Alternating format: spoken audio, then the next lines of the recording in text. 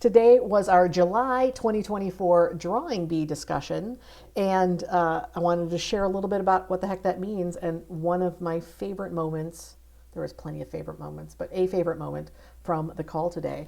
And what is a drawing bee? A drawing bee is not like a spelling bee. It is not a competition. I named this process a drawing bee because it's like a quilting bee, where people are coming together in a common community of practice. In this case, in my studio membership, all of us coming together to improve and strengthen our visual thinking skills. So in the drawing bee process, I send out a piece of content. We all draw the same piece of content and we post to a shared board and have a wonderful conversation about the work.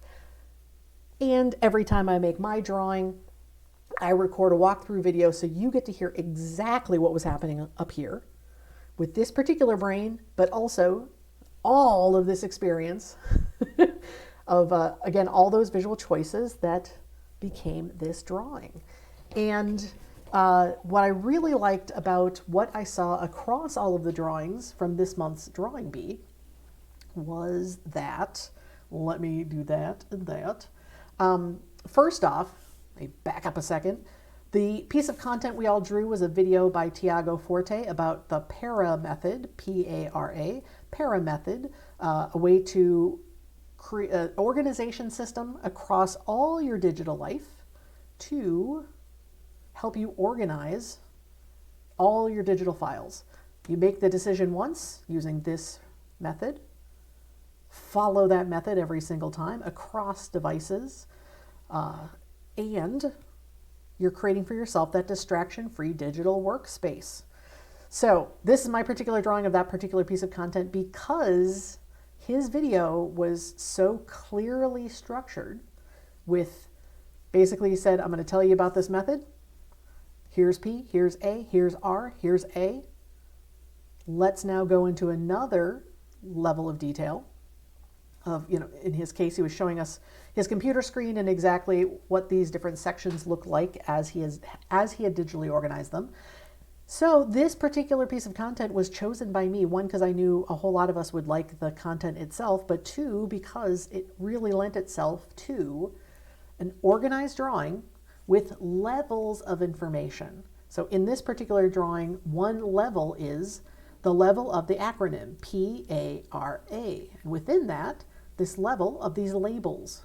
P is for projects, A is for areas, R is for resources, A is for archive.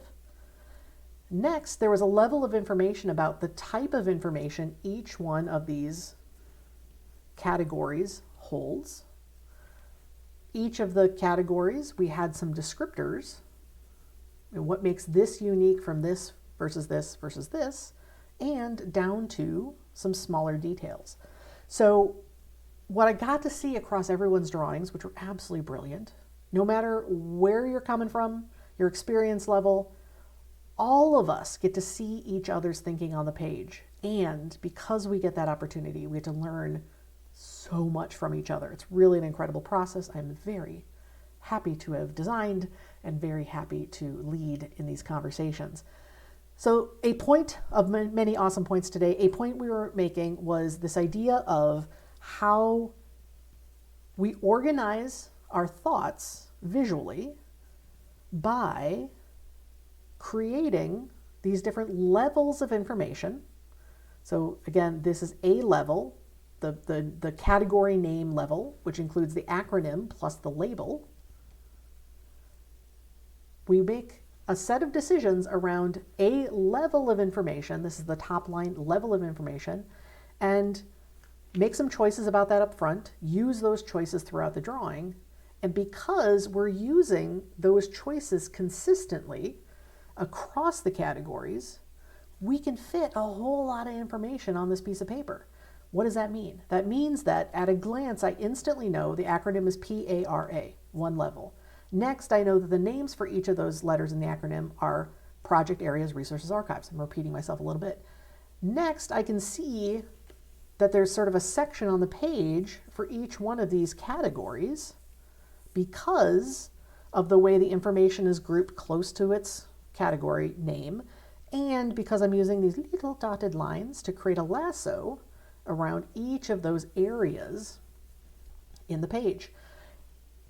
But also can understand that within each of these sections, there's a couple different kinds of information, which I described. This one that's in teal, this one that's in this thicker black ink, and then some itty bitty details that are drawn in these thinner black lines. But because I am using those choices across all 4 categories, we can fit a lot of visual information in this piece of paper without it being confusing.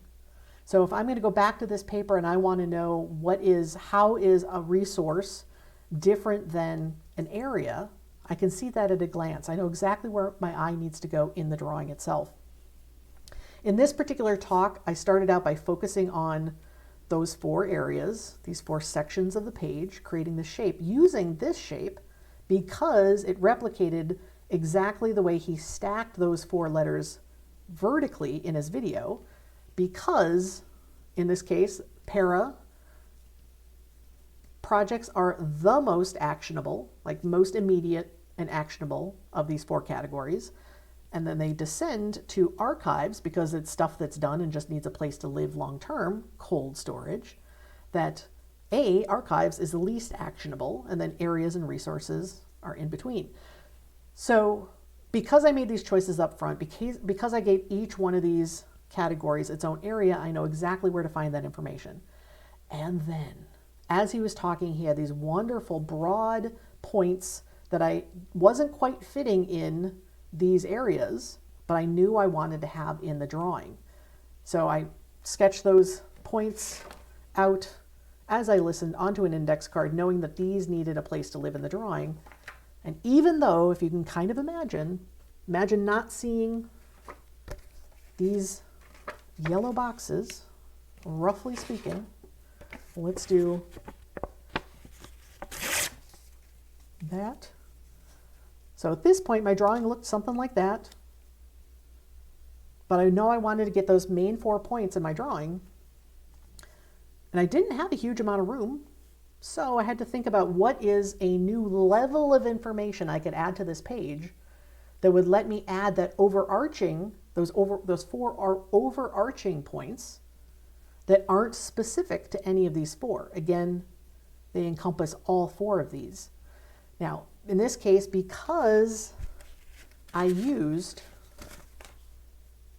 a different type of lettering, even though this is the exact same pen as this, it's the only place in this drawing where this pen, let me find where did the actual pen go? This Pentel pen, I drew in upper and lowercase for this level of information.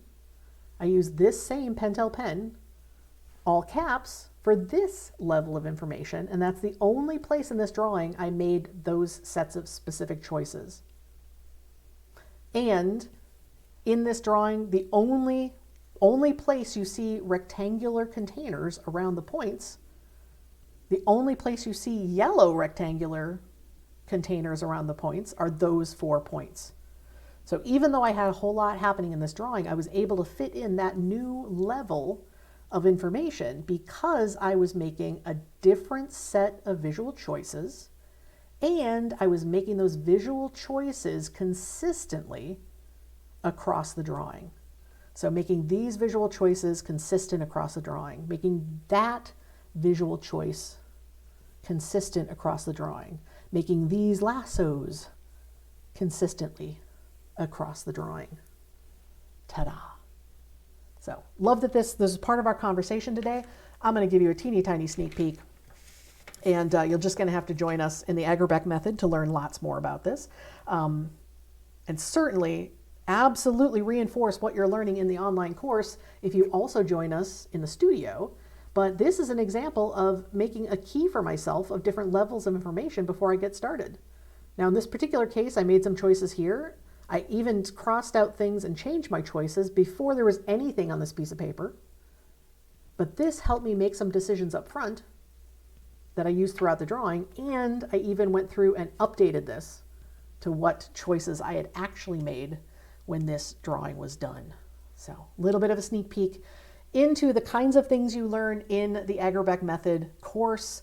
Certainly one thing we talk about, I have to be careful because In the Idea Shaper book, where is this guy? So here is the core reference book. The Idea Shaper book, I break down visual thinking into 24 specific techniques.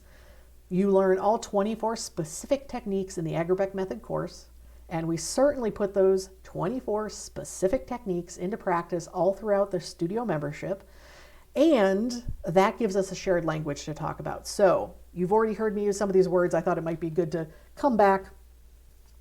For example, this kind of line that goes around a group of ideas is a lasso, the lasso, one of those 24 chapters. This kind of shape that goes around a single idea is a container. So in this case, we have these yellow rectangular containers that help us instantly see these 4 points across the drawing. Another, I'm trying to think of which ones I said specifically here. Pyramid. Pyramid is, I don't know if I said pyramid yet in this video, but basically pyramid are creating those levels of information. Certainly in this drawing, I used the trio, which means I was starting, honestly, most of this drawing was a duo until I decided to add the yellow. But another one of these 24 techniques is the trio, meaning I'm using black ink for most of my lettering, highest contrast of the page, and then I'm choosing 2 other colors and creating more depth. Now, all of that shading you see, that is the Idea Shaper called the fill. So that helped pop these 4 letters forward on the page and create an anchor, much like a mind map, having that center of gravity in your drawing. So the anchor is having a central concept and then radiating the information away from that center. So I can certainly pull out more idea shapers in this particular drawing. I just wanted to be careful because I think I was using the word lasso, and you might be thinking, I'm not at a rodeo, what is she talking about? So just to give you a little bit of glimpse into what you can learn in the Idea Shaper book, what you can learn in the Agribeck Method course, and certainly how incredibly rich our learning is in the studio membership because of this Drawing Bee process. You can strengthen your visual thinking skills. Just get stronger and stronger and stronger. And that's the best thing ever. So thanks for watching this little intro. I will put this image linked or below, and you can check out Tiago Forte's Para Method, and you can check out my resources to learn together. So thank you for watching.